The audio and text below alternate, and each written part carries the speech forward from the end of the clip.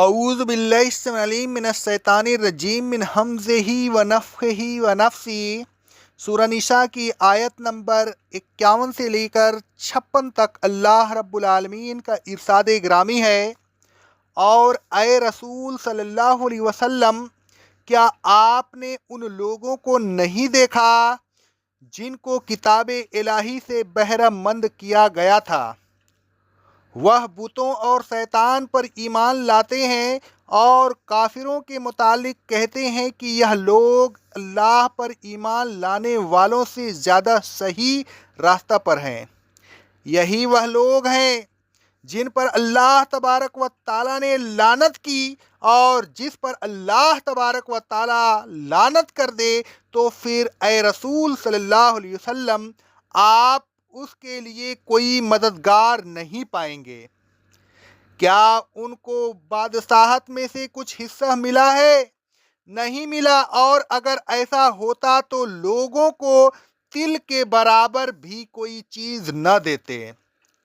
کیا یہ ایماندار لوگوں سے محض اس وجہ سے حسد کرتے ہیں کہ اللہ تبارک و تعالیٰ نے اپنے فضل سے انہیں قرآن مجید جیسی دولت عطا فرمائی ہے؟ اس میں حسد کی کون سی بات ہے؟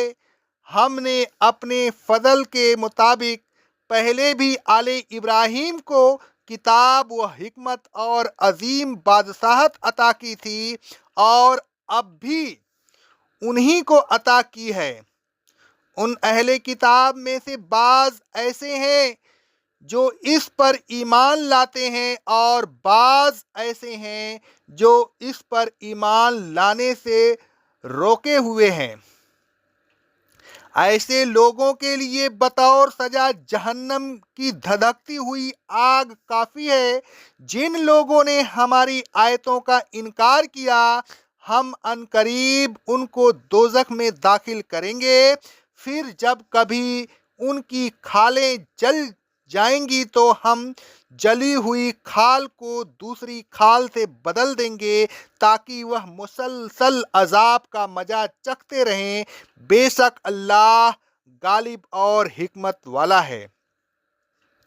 اللہ تبارک و تعالیٰ فرماتا ہے، الم تر الی الذین اوتوا نصیبا من الکتاب یؤمنون بالجبت والطاغوت ویقولون للذین کفروا ہؤلاء اہدی من الذین آمنوا سبیلا۔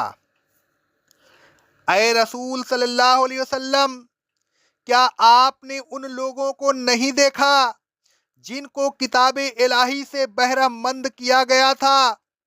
اتنی بڑی نعمت مل جانے کے بعد ان کا یہ حال ہے کہ بت پر اور شیطان پر ایمان لاتے ہیں، اور اللہ تبارک و تعالیٰ کی کتاب قرآن مجید پر ایمان نہیں لاتے۔ کفار کے متعلق کہتے ہیں کہ یہ ایمان والوں سے زیادہ ہدایت کے راستہ پر ہیں۔ بت پرستوں کو ایمان والوں سے زیادہ حق پر سمجھتے ہیں۔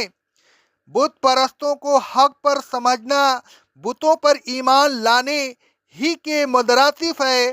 یہ شیطانی حرکت ہے، اور حقیقت یہ ہے کہ وہ شیطان کے بندے بنے ہوئے ہیں اور اس کے کہنے پر چل رہے ہیں۔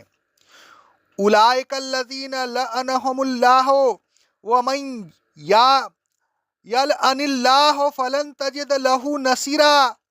یہی لوگ ہیں جن پر اللہ تبارک و تعالیٰ نے لعنت کر دی ہے، اور اے رسول صلی اللہ علیہ وسلم، جس پر اللہ تبارک و تعالیٰ لعنت کر دے آپ اس کے لیے کوئی مددگار نہیں پائیں گے۔ ام لہم نصیب من الملک فاذا لا یؤتون الناس نقیرا۔ کیا ان کو بادشاہت سے بہرہ مند کیا گیا ہے کہ وہ جس کو چاہیں اپنی بخشش سے نوازیں اور جس کو چاہیں محروم کر دیں؟ اگر ایسا ہوتا تو یہ اپنے بخیل میں کہ لوگوں کو تل کے برابر بھی کوئی چیز نہیں دیتے۔ یہ تو اللہ تبارک و تعالیٰ کا فضل ہے کہ وہ ایمان والوں کو حکمت حکومت دے رہا ہے۔ अपनी नेमतों से नवाज रहा है। हुकूमत और दूसरी नेमतों से बहरमंद करना अल्लाह तबारक व ताला के इख्तियार में है। अगर उनके इख्तियार में होता तो क्या यह किसी को कुछ देते? हरगिज नहीं। और जब यह खुद किसी को कुछ दे नहीं सकते तो यह सदून अन्नास अला मा आताहुमुल्लाह मिन फज़लिही, क्या जो कुछ अल्लाह तबारक व ताला ने अपने फजल से ईमान वालों को अता फरमाया है उस पर उनसे हसद करते हैं। फ़क़द आतैना आल इब्राहीम अल किताब वल हिक्म व आतैना हुमुल मुल्कन अजीमा, तो उसमें हसद करने की कौन सी बात है?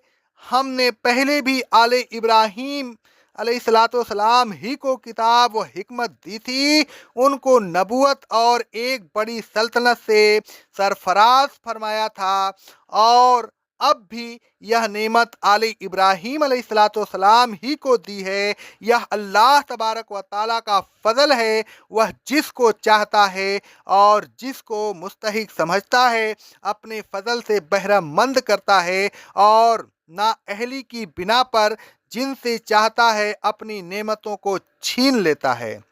अहले किताब यानी बनी इसराइल के हसद का जिक्र करते हुए अल्लाह तबारक व ताला एक और जगह फरमाता है सूरह बकरा की आयत नंबर 105 में, ऐ ईमान वालों, अहले किताब में से जो लोग काफिर हैं न वह चाहते हैं और न मुशरिकीन की तुम पर तुम्हारे रब की तरफ से कोई चीज़ नाजिल हो, हालांकि अल्लाह अपनी रहमत के लिए जिसको चाहता है मखसूस कर लेता है। उसकी रहमत पर किसी की इजारहदारी नहीं। जो कौम भी मुस्तहिक होती है अल्लाह तबारक व ताला उसे अपने फजल से नवाजता है, और अल्लाह तबारक व ताला बड़ी फजल वाला है। अक़ौलु क़ौली हाज़ा अस्तग़फ़िरुल्लाह अस्तग़फ़िरुल्लाह अस्तग़फ़िरुल्लाह।